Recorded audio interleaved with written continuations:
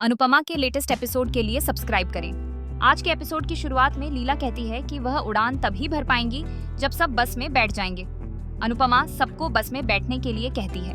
परी और जसप्रीत बस पर पोस्टर लगाती हैं। लीला गुलाबों को बस धीरे चलाने की हिदायत देती है।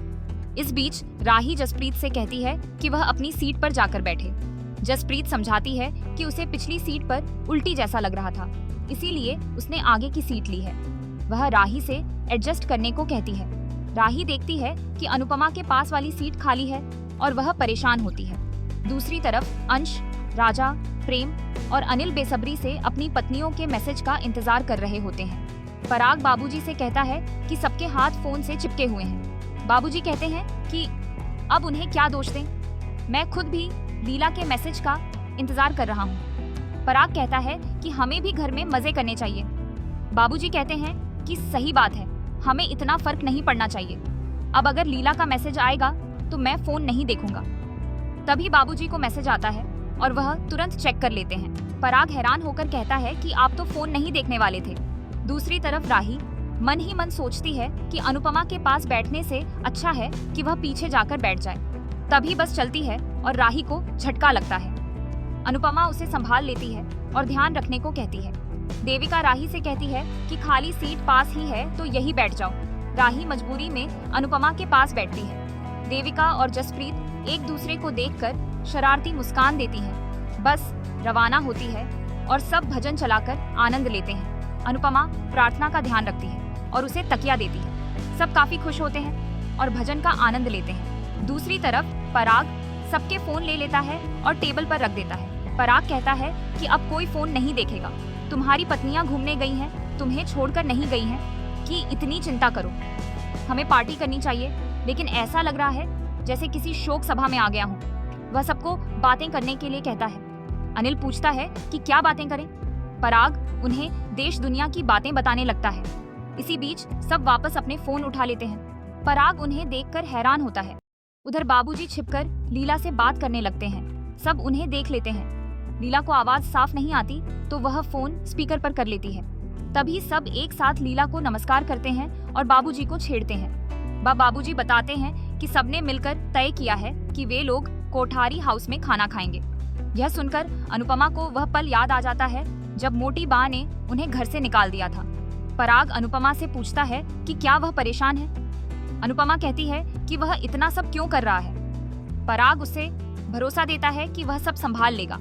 प्रेम अनुपमा को बताता है कि उसी ने बाबूजी को मनाया है। सब अनुपमा से रिक्वेस्ट करते हैं। अनुपमा मान जाती है और सबको अपना ध्यान रखने के लिए कहती है। सब खुश हो जाते हैं। उधर राही अनुपमा को भरोसा दिलाती है कि पापा सब संभाल लेंगे। दूसरी तरफ मोटी बा अकेलेपन से परेशान होती है। वह कहती हैं कि इतना सन्नाटा अच्छा नहीं लगता। माहौल चाहे जैसा भी था, कम से कम घर में लोग तो थे। मोटी बा उदास हो जाती हैं। दूसरी तरफ अनुपमा और लीला सबको खाना बांटती हैं। गुलाबो कहती है कि बस में खाना मत गिराना। सब मस्ती मजाक करते हैं। गुलाबो सबको शांति रखने के लिए कहती है। अनुपमा भी यही कहती है।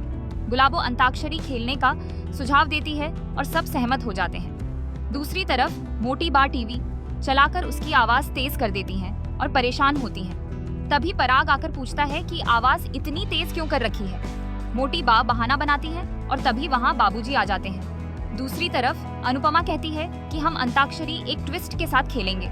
वह बताती है कि प्रार्थना के बैग में बहुत सामान है, इसीलिए वह उसमें से जो भी निकालेगी उसी पर गाना गाना होगा। सरिता अनुपमा से कहती है कि तुम खाने के साथ अंताक्षरी को भी तड़का लगा सकती हो।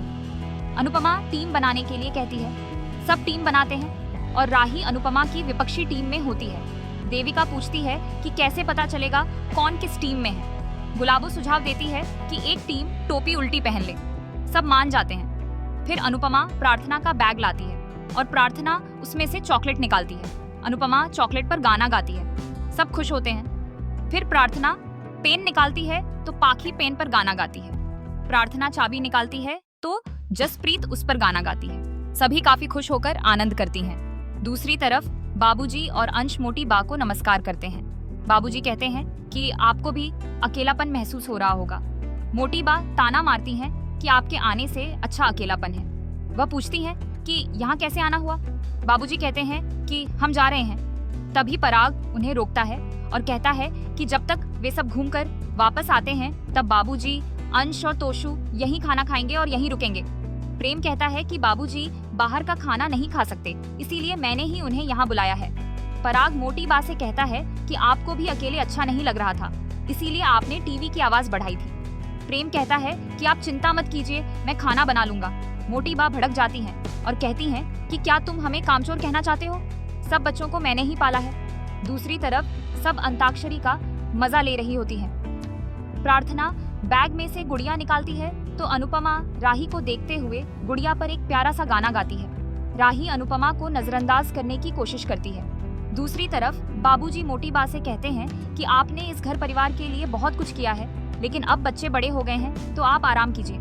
मोटी बा ताना मारती हैं और कहती हैं कि हम तीनों सामने का खाना आपके लिए टिफिन में भेज देंगे। पराग मोटी बा को रोकता है। मोटी बा कहती हैं कि हमने उन्हें माफ नहीं किया है। हमारे लिए इस घर के जमाई आज भी गौतम जी हैं। हमें अनुपमा के घर से कोई भी पसंद नहीं है। बाबूजी नाराज होते हैं। मोटी बा पराग से कहती हैं कि हम किसी का अपमान नहीं करना चाहते, इसीलिए तुम उन्हें वापस भेज दो। पराग कहता है कि आप पहले ही बहुत अपमान कर चुकी हो। प्रेम कहता है कि क्या हमें उन्हें बुलाने का हक नहीं है? यह हमारा भी परिवार है।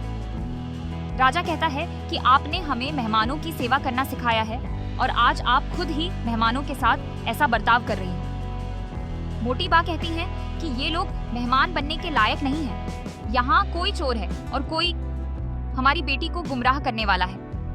अंश हैरान होता है। पराग कहता है कि अंश ने प्रार्थना को गुमराह नहीं किया है।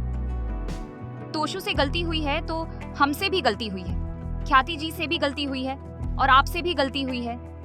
मोटी बा कहती हैं कि यही दिन देखना बाकी रह गया था कि तुम बाहर वालों के सामने अपनी माँ की गलतियां गिनवा रहे हो। पराग गुस्से में कहता है कि आप बिना वजह सबका मूड खराब कर रही हो। अनुपमा जी ने ख्याति जी को तुरंत माफ कर दिया, लेकिन आप आज भी अनुपमा जी के प्रति नफरत पाल कर बैठी हो। आप अनुपमा जी को दोष देती हो, लेकिन सबसे ज्यादा जहर आपके खुद के मन में भरा हुआ है। यह सुनकर मोटी बा हैरान हो जाती है।